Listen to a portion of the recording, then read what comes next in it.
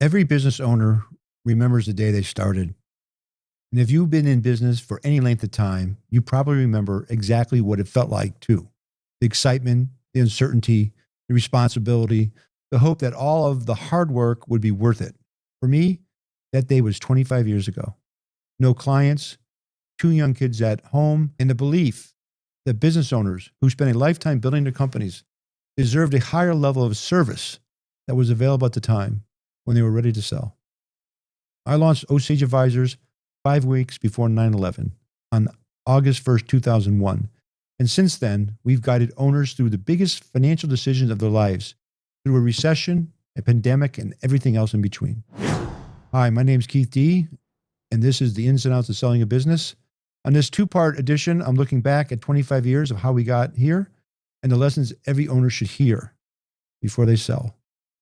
Let me take you back to where I started, and we'll take it from there. So, a lot of reflection for me over the last couple of weeks. 25 years is a long time. It's been extremely rewarding for me, and I can't believe we're here right now. And I vividly remember, I was driving up to the studio this morning, and I vividly remember as I'm thinking through 25 years, I had a small office, literally 8 by 6 in downtown, and one big window on the side with a huge old air conditioner. I had a little country table, pine table, a little bench on the side, and a closet behind me. And if I backed up too fast, I would hit the wall behind me. That's how I started. And I would go in. I went in the first day. Again, no clients, just an idea. And I would open up my laptop. I would plug in my dial-up internet service with my AOL email address. And I had a clean sheet of paper in front of me. And I would jot down some notes. The whole premise of why I started this business was, I come through the accounting industry. I'm a CPA by training. I have my own business. My clientele then, the same as today, family, close-sale companies, 5, 10 million revenue up to 100 million plus. And I saw some of the struggles they went through, when they had to make some tough decisions about exiting. And they had, limited options. And I said that they should have multiple options. I said the only way to help to do it was to run it like the big banks do. A real competitive process is to have people bid against each other for the right to meet with you to seize the table. So I took that concept, and that's the model that I started with. I didn't want to be a volume shop. I didn't want to be like, let's just get as many deals as we can, and we'll put them up a wall, and what sticks, and what doesn't, well, that's too bad. I wanted to be really focused on building relationships with our clients, and I still have relationships with people I started with 25 years ago. Is that I wanted them to have, or build, I should say, a trust in us, that the value we were going to provide to help them get to their ultimate goal of moving on from the business into the next step was worth it. That they felt a sense that this works for me. This is the right buyer. This company that I'm selling to is going to take this company to the next level. It's going to protect the legacy of what we built over 30, 40 years. It's going to adapt our culture. It's going to take care of all these employees who got where we were today. I mean, most of our clients are really invested in their communities. Whether it's behind the scenes, you don't see what they're doing, but they're supporting various charitable organizations, where they're active in a Rotary or a Lions Club. They sit on multiple boards. Owners of businesses, it's not just the business itself. The majority of them are very active in their communities. So when they're ready to move on, it's like I feel like it's like almost tearing at the fabric of who they are, right? So they want to make sure that it's going into the right hands.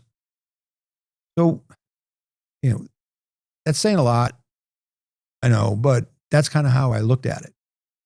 Because I've seen some of the horror stories before I started Osage, and I've run a couple companies, one growing, one in a turnaround situation on top of my accounting practice. So I saw the hardship of what goes on behind the wall, of the name of the company on the door. So as always said, I had a good toolkit, right? So I thought that toolkit would help. So I'm sitting there, by myself in this, tin can of an office and looking at a white wall in front of me. And I said, okay. So I picked up the phone and started calling people within my network. And sometimes I got a call back. Most times I didn't. And I started looking at where should I be going? So, I can't tell you how many train rides I took from New Haven to New York. Leaving the house at 5:30 in the morning, getting into Manhattan at 7:30, spending the whole day down there, going from meeting to meeting to conference to meeting to conference to, and then walking back home and, walking in the door at midnight. Whether it be Boston, whether it be New York, whether it's been a day down in Fairfield County in Connecticut or parts in between, Providence, you name it, I was on the road constantly. And I kid about it with my son, who now is in Osage, has been with us for 6-7 years, including his internships. Is like I have a big box in my closet with all these business cards. And I joke that if I had a nickel for every business card I picked up over the last 25 years, I'd be retired now.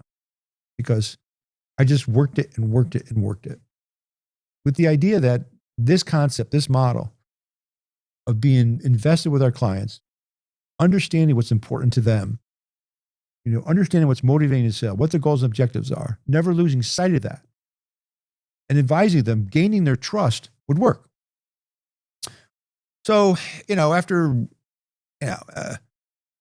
again, this is 5 weeks before 9/11, and all of a sudden, my phone rang, I don't know, maybe 3 weeks into this new career. And it was a referral source. And he said, hey, I got a client. He's looking to do a roll up in an industry. And with your expertise in accounting and running a business, negotiation, I think you'd be a great fit. So we got together. He's still a friend of mine.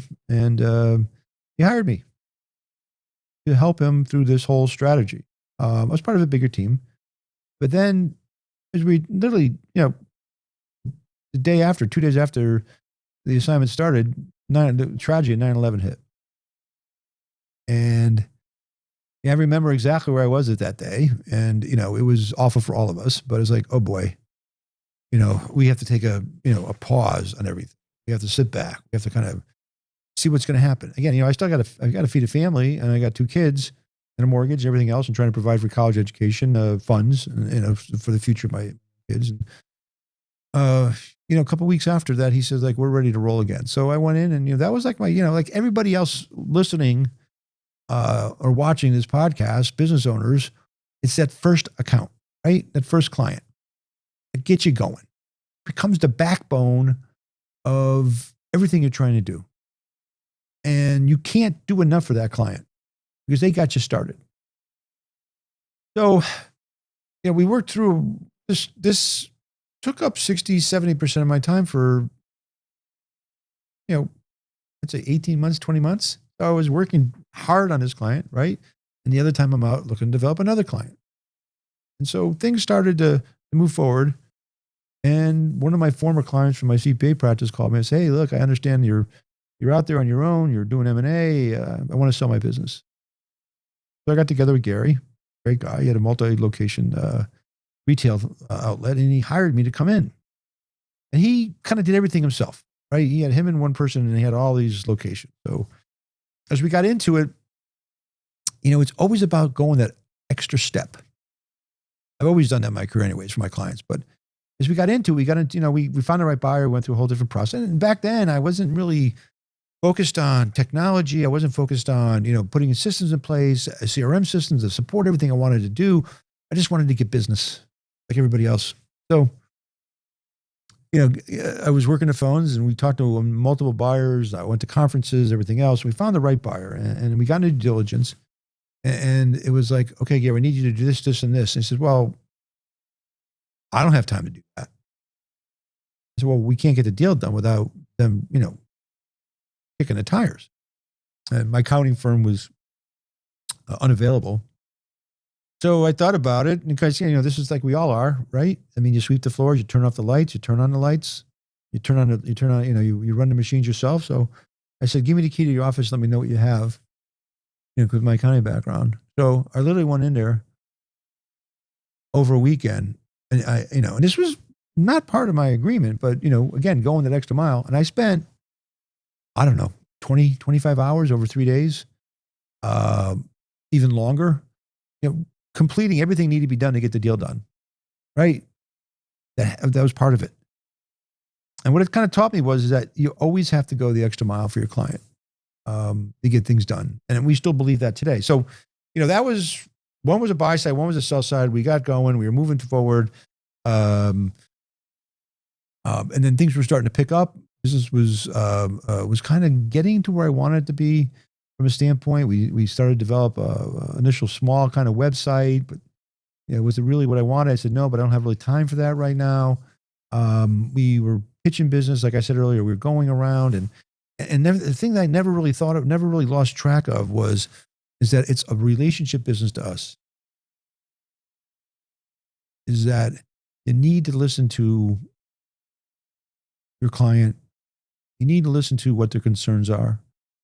And you need to find solutions that work for them, no matter what. It could be the smallest thing in the world from a big picture perspective. But if it bothers your client, it's going to eat at them. And they're not going to feel good about things. You need to resolve it to their satisfaction. And it's one of the things I learned on early with this is that, it's amazing how different aspects of someone's life, the emotional side of things, drives everything when you sell the business. Financials are the financials, operations, but the emotional aspect of the transaction, how our clients feeling vulnerable, stressed, anxiety regarding next steps in their life. And not just them, but their family around them who could work in a business or not. It was, eye-opening.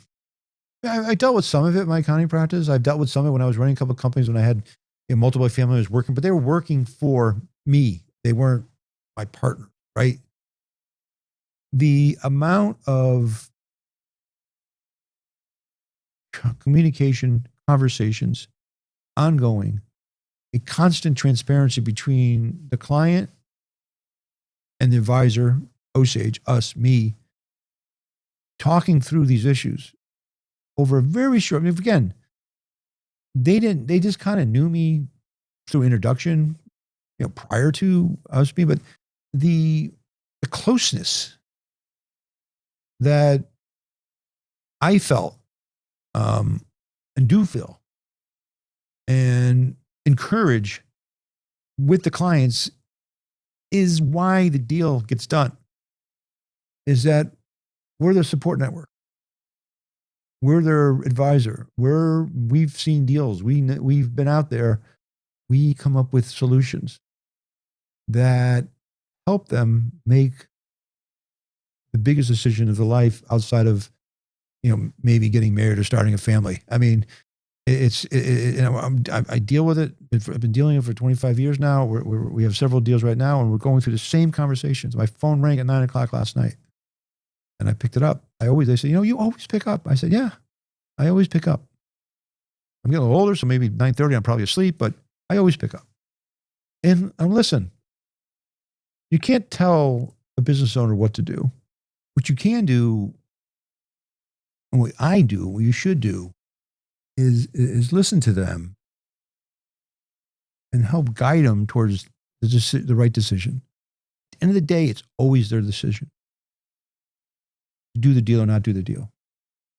And there are times when we will tell them, based on what we're seeing here, we recommend you don't do the deal. I mean, right? Advisor, M&A firm, investment banker telling us not to do a deal, leaving this kind of money on the table? Yes.